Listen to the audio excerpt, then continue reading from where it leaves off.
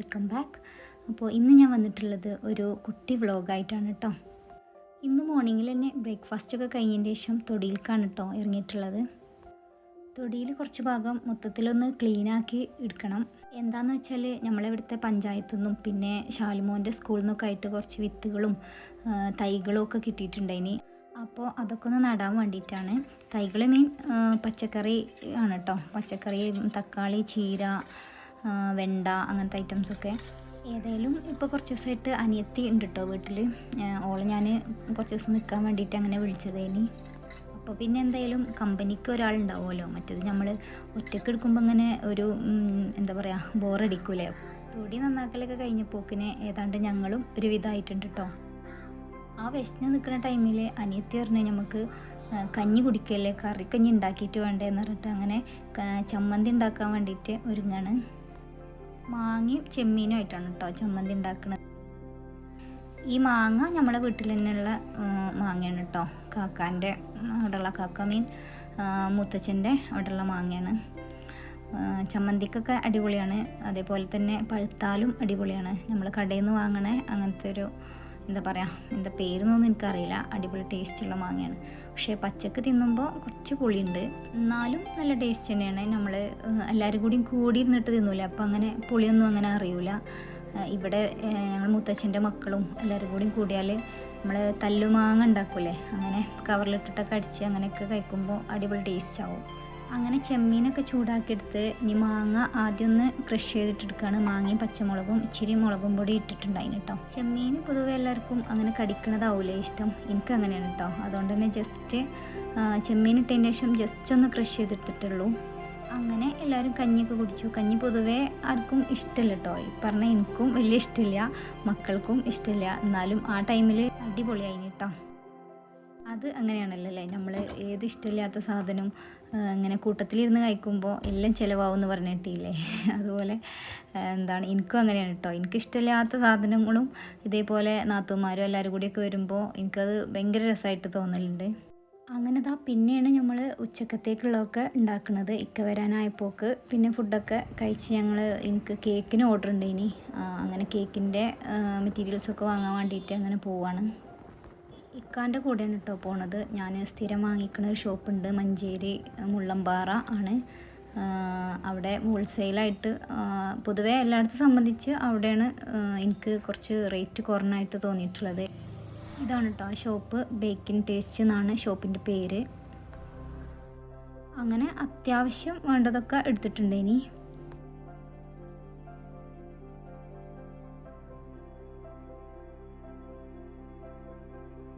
പിന്നെ വീട്ടിലെത്തി ഇഷ്ലൂക്കും ഷാലൂക്കും അവിൽ മിൽക്കും ആണെന്ന് പറഞ്ഞിട്ട് അതുണ്ടാക്കുകയാണ്. ചെറുപഴമാണ് കേട്ടോ എടുത്തിട്ടുള്ളത്. അത്യാവശ്യം നല്ല പഴുപ്പായിട്ടുള്ള ചെറുപഴമാണ്.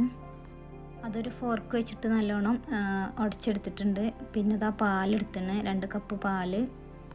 പിന്നെ ഉടച്ചു വെച്ച ചെറുപഴവും പിന്നെ പഞ്ചസാര ഇട്ട് നല്ലോണം മിക്സാക്കി എടുക്കുന്നുണ്ട്.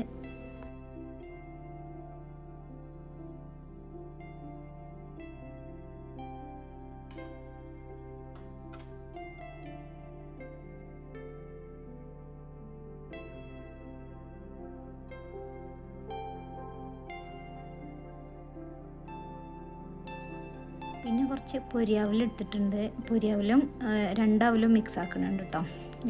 പൊരിയാവലും ഉണ്ട്, പിന്നെ നമ്മൾ സാധാ അവലുണ്ടല്ലോ അതും രണ്ടും കൂടി മിക്സ് ആക്കിയിട്ടാണ് ഇട്ട് കൊടുക്കുന്നത്. പിന്നെ കുറച്ച് കടല എടുത്തിട്ടുണ്ട്. അതുപോലെ തന്നെ കുറച്ച് ടൂട്ടി ഫ്രൂട്ടി എടുത്തിട്ടുണ്ട്.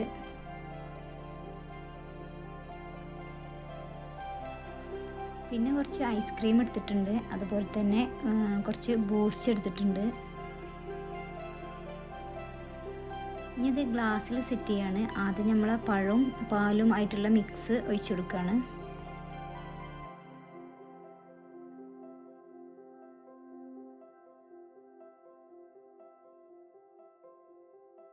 ഇനി ആദ്യം നമ്മൾ സാദാ അവിലിട്ട് കൊടുക്കുകയാണ്. ഓരോ സ്പൂണ് സാദാ അവിലും ഓരോ സ്പൂണ് നമ്മൾ പൊരിയാവലും ഇട്ട് കൊടുക്കുകയാണ്.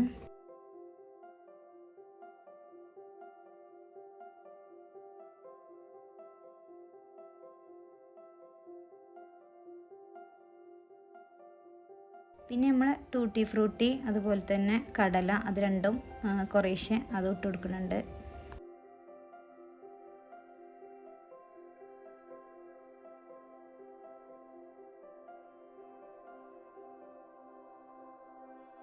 ഇനി ഇതാ ബൂസ്റ്റാണ് കേട്ടോ ആഡ് ചെയ്യണത്.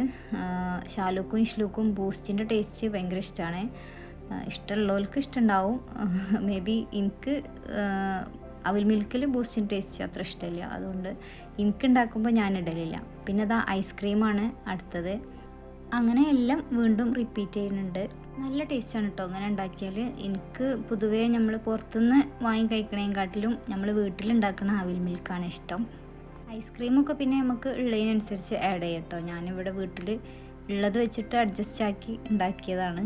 അതുപോലെ തന്നെ ടൂട്ടി ഫ്രൂട്ടി ഇഷ്ടമില്ലാത്തവർക്ക് അത് സ്കിപ്പ് ചെയ്യുകയും ചെയ്യാം. ഇതിപ്പോൾ നോർമലി എല്ലാവരും ഉണ്ടാക്കുന്ന പോലെ തന്നെയാണ്, എന്നാലും പറയാണ് ഇപ്പോൾ നല്ല ചൂടൊക്കെ അല്ലേ, അപ്പോൾ ഈവനിങ്ങിലൊക്കെ മക്കൾക്ക് ഉണ്ടാക്കി കൊടുത്താൽ അവർക്ക് വിശപ്പ് മാറും. ഐസ്ക്രീമൊക്കെ ഉള്ളതുകൊണ്ട് തന്നെ കുട്ടികൾക്ക് ഇഷ്ടമാവുകയും ചെയ്യും.